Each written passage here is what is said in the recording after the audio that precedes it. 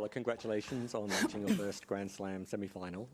What are some of the overriding emotions you're feeling at the moment? Yeah, I'm really happy to be in the semifinals for the first time. Last slam was very tough for me, losing in the quarterfinals, but I think I learned from that, and finally today I think I played a great match against Coco.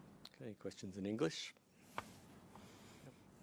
Paula, you mentioned on court what you've been through and how close you were, or you weren't sure whether you might have to retire or not. How close did you come to retiring because of the back problem? Well, it was one point of last year that I was pretty close because I wasn't seeing myself at the level. The back wasn't responding well, and I didn't find solutions. But I wanted to keep it a last try, a last chance to finish the year, and let's see how it would go. And well, here I am. So I'm really proud of what we went through with all my team, and especially how I fighted through all that, especially mentally. For those of us that don't speak Spanish, what did you write on the lens and what did it mean? The third time lucky one, I think does that make sense? Because it was my third quarterfinals, and I don't know, the last two were like, I didn't leave with a good feeling, you know. So today I didn't want to do that. Even though win or lose, I wanted to go for it and be aggressive and play my game and don't have regrets. And that's what that was my plan since the first minute I stepped on the court. Matt. Well done, Paula. Now that you're through this quarterfinal hump, do you anticipate sort of like approaching the semifinals with a kind of freedom, or not having that in your, because you're not having that in your mind? I know you haven't been to a semifinals at a Grand Slam, but maybe can you reflect on when you've gone deep in other tournaments, how it's affected you? I'm never gonna feel freedom until I win the tournament. I'm always like this, and it's my personality, it's my character. Today, of course, maybe I had a little bit less expectations, but I still had pressure because I wanted to win so badly. I will step on the court in the semifinals. I don't care against who, and I will want to win so badly. So that's part of me, and I think when I'm in the final rounds, my level raises, and I just want to give my 100% there and leave it all on the court. Tomani. Congrats, Paula. How have your difficulties, I guess, over the last few years changed you as a person and made you a better player? Yeah, I think it changed me, especially to appreciate more the moments. As you see, when I win a match like this, I try to like soak it all in, and also I get emotional because it means a lot for me. I go through a lot, and especially emotionally, I wanted it so much, and also I try to enjoy it after. So yeah, I think I learned to value a little bit more the moments. Today I was trying to, even though that the level was very high and tough, and of course there was nerves, I was trying to look up and to see like the crowd and everything, and to appreciate it and to enjoy that moment, because we trained for that, and I think it was a beautiful moment. Okay, Charlie, then we'll come to you. Congratulations, Paula. When you were serving for it at 5-2 and 5-4, you talked about trying to stay present and the challenge of doing that. How were you able to do that, certainly the second time around? Look, the last two times I played against her, and of course it was on my mind, I was set in a breakup, and the last two times she brought her level very high, even better when she was down. So I was quite expecting that from her side, especially in the 5-2, because I didn't do anything wrong. She just played unreal. So when I was 5-4 up, 5-2 I was a little bit nervous, but the 5-4 up I tried to stay calm and to focus a little bit on my serve. I know she didn't break me much, just 2 times in the match, so I'm like, if you serve well, you're gonna have your chances here. Just try to like focus on yourself, toss the ball correctly, like do all the techniques, the routines we have, and that's what I did, and I stopped thinking a little bit of Coco, the match, and the entire atmosphere. And I was with myself, and I think I served really, really well there.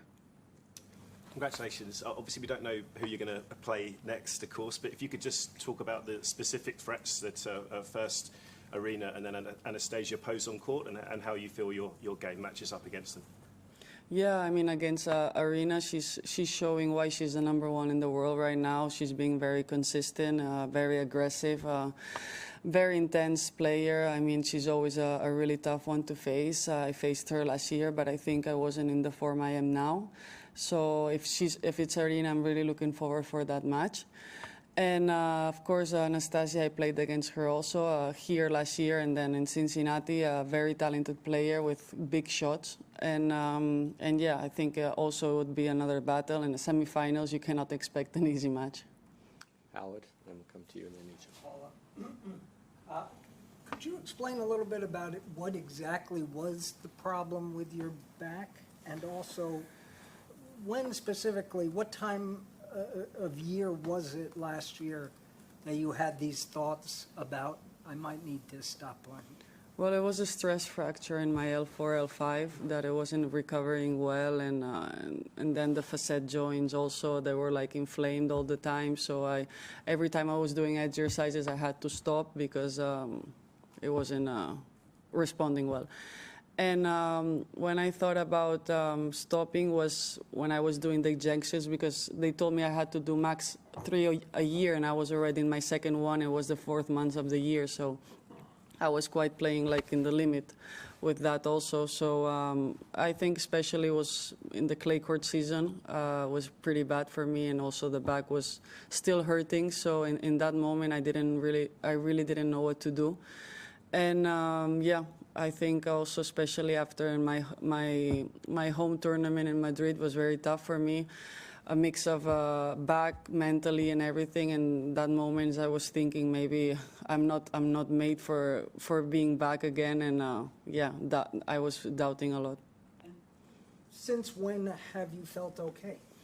Well, especially there after Madrid, I did a few changes in my team. That was my fitness coach, my nutritionist, and like everything that was connected a little bit with my back.